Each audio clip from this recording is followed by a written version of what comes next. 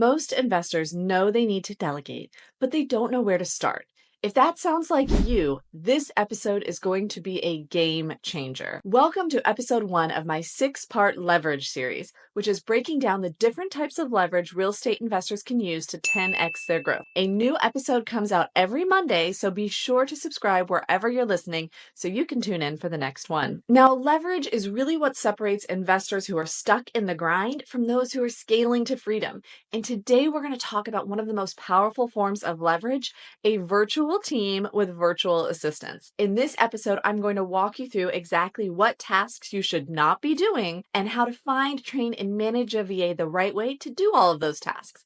And I'm also going to share some of the biggest mistakes that I see people do so you can avoid them. Now, I first started working with virtual assistants in my real estate agent business. I was a solo agent in a new market when I brought on a full-time virtual assistant to help with all of the operations and busy work. And thanks to that, in 6 months' time, I was doing so much business that I ended up starting a real estate agent team, bringing on agents to work for me, and really growing what became a saleable business asset that I did eventually sell. Now, on my real estate investing portfolio, once I saw the success I had with virtual assistants in my real estate team, I was like, how can I have virtual assistants help with my investments? Because similarly, there's so much busy work. There's so many forms, so many things to coordinate, so many like tenant or guest messages to handle. And those are all things ripe for a virtual assistant to handle. So I have done that. And now that's a big reason why I'm able to travel the world full time with my family. I am in Asia for 5 months, and my real estate investments in the United States, my short-term rentals, my long-term rentals, my hard money lending, all of that continues to chug along. And I'm only doing the top 20% work because my virtual assistants are doing the rest. So what are some tasks that you as an investor should not be doing and a virtual assistant should be doing? The idea is that these are $10 an hour tasks versus the $1,000 an hour tasks that you really want to spend your time on, right? Because if you are spending all your time on $10 an hour tasks, how much are you going to make? Well, $400 a week, right? 10 times 40. So you really want to be thinking of all these $10 an hour tasks, all the basic tasks, and start having the virtual assistant do them instead of you. So here's a checklist of some of those tasks. First, admin work, handling basic emails, calendar management, all those little operational things, lead generation and follow-up. If you're doing a lot of lead generation for your investing, that's something they can handle. Marketing and social media scheduling and research and data entry are all things that a virtual assistant can handle really well. Now, another thing that I find real estate investors just don't do unless they have a virtual assistant is the bookkeeping and accounting. And it always feels like a weight on an investor's shoulders of this work that needs to happen there and how they're behind and they don't know where their numbers are. And that is something that's really easy to hand off to a virtual assistant as well. I guarantee that if you've got more than a couple doors, you probably have enough for a virtual assistant to come in and take a lot off your plate. So let's say you're like, okay, yes, I could have somebody 20 or 40 hours a week. What do I do next? How do I find them? How do I train them? And how do I manage them? Well, first off, it's really important to realize that a lot of people fail with this. Okay. And so you do want to do it right. You do want to do some research. You don't want to just jump in without thinking about it because you're going to end up with some potentially in some bad situations. So what I want to tell you about first is there are 3 different ways that you can find that virtual assistant. You can do a direct hire, which is where you're going onto something like online jobs, you're making a job posting, you're vetting, you're managing. It is 100% you doing the work. You can also use a placement service. That's the middle route. That's where a placement service goes. You tell them what you want. They go find, vet, interview, and bring you that virtual assistant. And then you are doing everything from that point forward. You're managing, you're paying, you're dealing with everything with that virtual assistant. And then the third one is a full service virtual staffing agency. This is where it's a month-to-month service, or there may be a contract up front, and you're going to the service, you're saying, here are my needs. The service goes, finds a virtual assistant, and you task the VA, you manage the VA, and yet the service is handling a lot. The agency is handling a lot. They are handling all the HR, they're handling a lot of the tech stack and all the tech pieces on the back.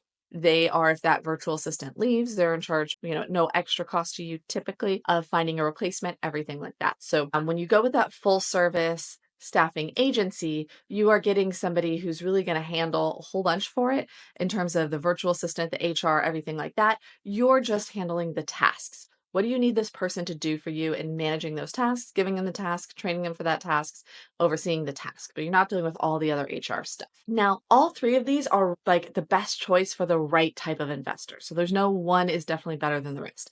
And I kind of view it as all of a trade-off of if you have more time or you have more money. So if you have a lot more time and very little money, you want to go the direct hire route because that is going to take the most time and it's going to take the least amount of money, right? Because there's no one else in the middle. You're not paying for anyone else's expertise. You're doing it all yourself. When you get to the placement service, that's kind of a middle ground. It's going to cost you a little more money and it's going to save you some time, but it's not going to be like the most extreme in either senses. Okay. It's the middle ground. And then when you get to like a full service agency, it's going to cost the most money of these three options. It is still cheaper than a lot of other non-VA options, but it takes the least amount of your time and expertise. You do not need to become an expert at interviewing, at vetting, at paying people, at dealing with whatever country you're dealing with. What are their standards? What are their holidays? What's the time difference? How do we handle all of that? Which is a lot. So those are your three options and kind of the pros and cons of each. Now, shameless plug, if you want to go for a full service staffing agency, you want that concierge approach, I do have one called Workogenics. I'll put the link in the details below. Happy to have a call and see if best fit for you. Now, whatever answer you choose, now you have somebody who is working for you. And no matter what choice you choose, you definitely need to train them how to do your tasks.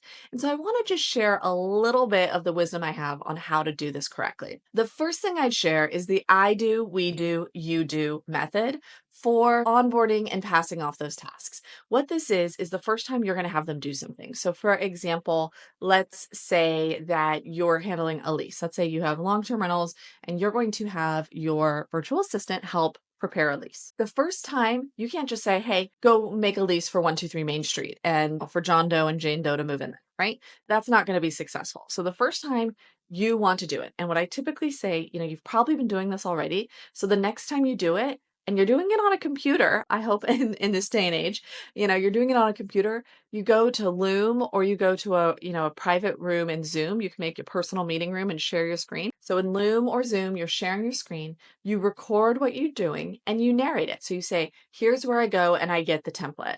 Here's where I go to fill in the details. Here is the CRM or the place where we save the tenants details, or here's where you can find their lease application to get their details, to fill in their names, their phone numbers, their email addresses, all of those things, right? So you walk through how to do it. Then you say, okay, now here's how we set it up for e-signature, and here's how we send it to them. And when we send it to them to e-sign, here's how you go into our phone system and you send them a text and let them know. So in case it goes to their spam or in case they don't check their email frequently, they know to hop on and handle it so we can get it done, right? And you walk through that entire process. That is the I do part. You show them how you like it to be done. Next, after you've done that, you move on to we do. That's where something is happening collaboratively. That could be that you have the virtual assistant use that video and write up a procedure. And part of that we do is you reviewing the procedure to make sure it is what you intended and nothing was missing. The we do could also be that they are prepping the next lease and you're reviewing it. Right. And so you go through these steps until you are confident that they have mastered it. And then that's the you do step.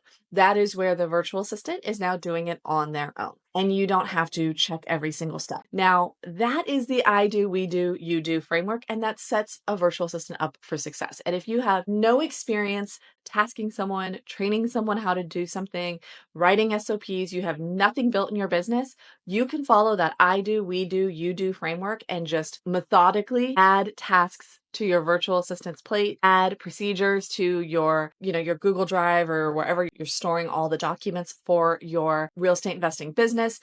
This really creates a framework to build up that system without you having to do it beforehand. Okay. And I call that the I do, we do, you do framework. I want to make one little extra note on the you do.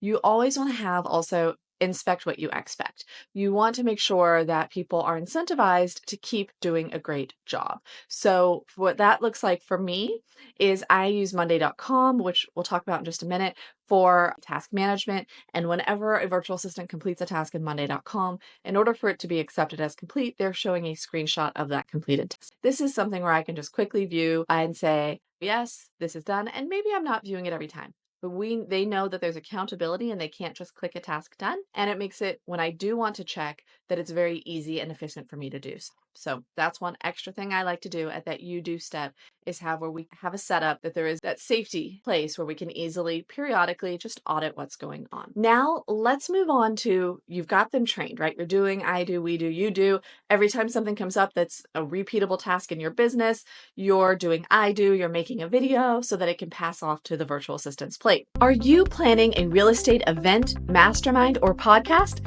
and want a speaker who delivers real, actionable strategies? I teach investors how to run their portfolios like a business without the chaos. Book me for your next event at adriennegreen.com/speaking, and that link is in the show notes as well. Now, how are you passing that off? Where does that handoff happen? Where do you tell them about this video and tell them what to do next? That's where you get into a task management system like Monday.com. I love Monday.com. A lot of people also love Asana if Monday.com isn't your jam, but great thing about Monday is you can start for free, right? You and a virtual assistant can be on there, no cost at that point, and you just create tasks. So you can have a task of make a procedure of completing a lease, right? And then every time that's what you do. And you go in, you put the video link in there, you say, this is what I want you to do. And they post updates. They say, hey, yep, I've got the original procedure drafted. Here's a link to that.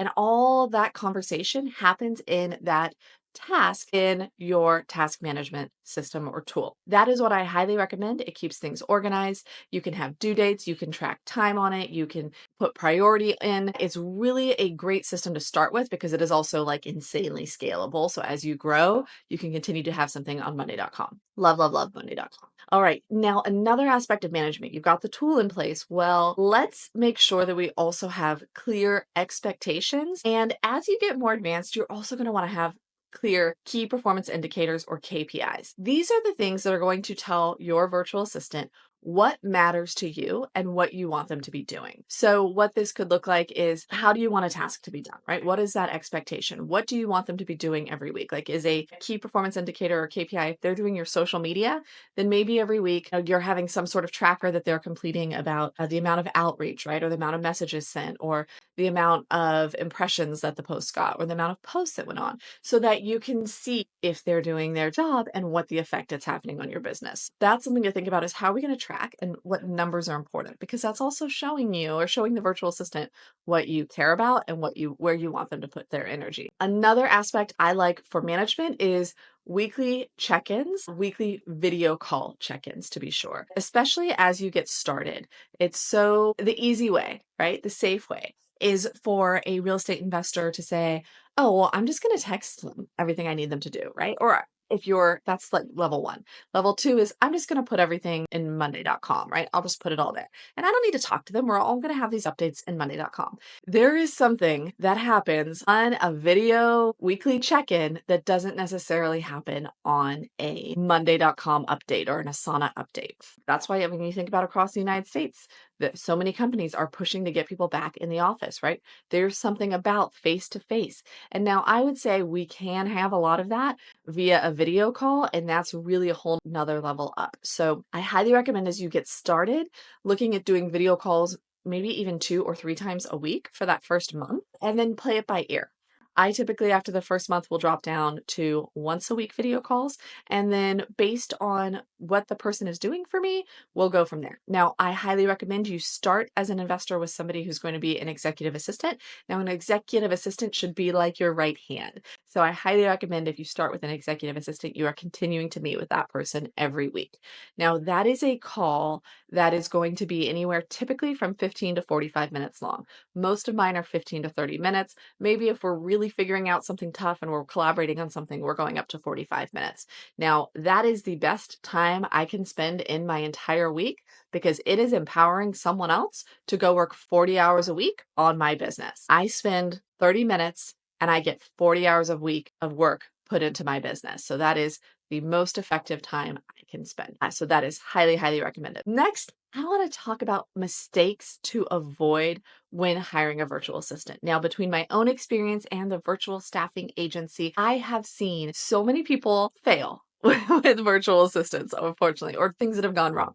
And so I want to share that to you so you don't make those mistakes. Okay. So mistake number 1 is not delegating the right tasks. It sounds silly, and yet I've seen it happen a time and time again when an investor or entrepreneur, business owner thinks that they can bring on a virtual assistant and that virtual assistant can do CEO level decision making and tasking. Someone brings in a virtual assistant and they think, well, this person, day one, my first hire is going to be somebody who's going to be my VP of marketing. I don't have any kind of marketing right now, but they're going to come in, they're going to design an amazing marketing plan for my business. They're going to know my ideal client. They're going to figure out what platforms we should be on, what kind of messaging to send, what our brand scheme should be like, what our color should be. They're going to figure all of that out for me. No, they're not. Okay. And that's, I think comes from the entrepreneur doesn't know, right? Maybe you're not a marketing expert. Or maybe your background is more finance or operations or other things like that, and marketing scares you. So you think you can press the easy button and bring in a virtual assistant who's going to do that entire marketing aspect of your business. That is set up to fail. So that's where I again say, if this is your first virtual assistant hire, I highly recommend you bring on someone who's going to be an executive assistant. They are going to take things off your plate that you're doing right now, because then you can tell them exactly how you like it to be done. You're getting more time right immediately to do your top 20% or things that you haven't had time to do yet. And it's just set up for success in so many ways. But that's the first mistake. Second mistake I see people make a lot is skipping training and onboarding. They hire and they bring the person right in and hope the person's just going to figure it out along the way. They do not. You need to be very intentional about training and onboarding. I recommend using a 30, 60, 90 onboarding calendar where you set up you before this person starts working, say, hey, what do I reasonably expect that they're going to be able to do in 30 days?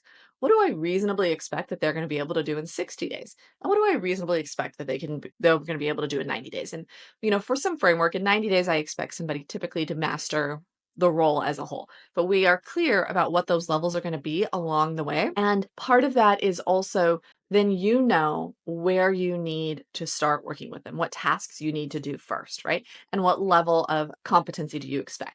And my 30, 60, 90 typically also falls into like kind of the I do, we do, you do thing, right? So at the 30 days for a short-term rental, I might have them use the systems we have and draft a response to a potential guest or to a guest on our short-term rentals. They will have to send it to me to okay every time before they send it to the guest, because once you send a message to a guest, you can't undo it. So I might have that like for that first 30 days, it's very much a we do of they practice drafting and I okay it or revise it before they send it, right? And then we eventually at either 60 days or by the 90-day check, it's totally you do. We've given them enough feedback. We've checked enough that we know they can send a message to a guest without me approving it every time. But that training and onboarding is really important. And I will note, I'm going to talk about it at the end. Guys, I have an entire online course to help real estate investors hire virtual assistants. And for this specifically, one of the things I did is I have my sample property manager 30, 60, 90 onboarding plan, and I have a template so you can easily customize it for yourself. That's just one of the many tools that I put into this to make it as easy as possible for real estate investors to bring on a virtual assistant. All right, moving on. The next challenge or mistake I see people make is poor communications and lack of systems. It is so important to have these systems in place so that you can have clear communication, so that you can learn and grow. And so everything is recorded in case you forget or you've got a lot on your plate or things like that. Now, really, truthfully, having a task management system like Monday.com, having a Google Drive set up where documents are saved, and having weekly face-to-face meetings with your executive assistant VA, that's the system you need. You don't need to be like, how do I fix poor communication and lack of systems? That is your answer. Make it so.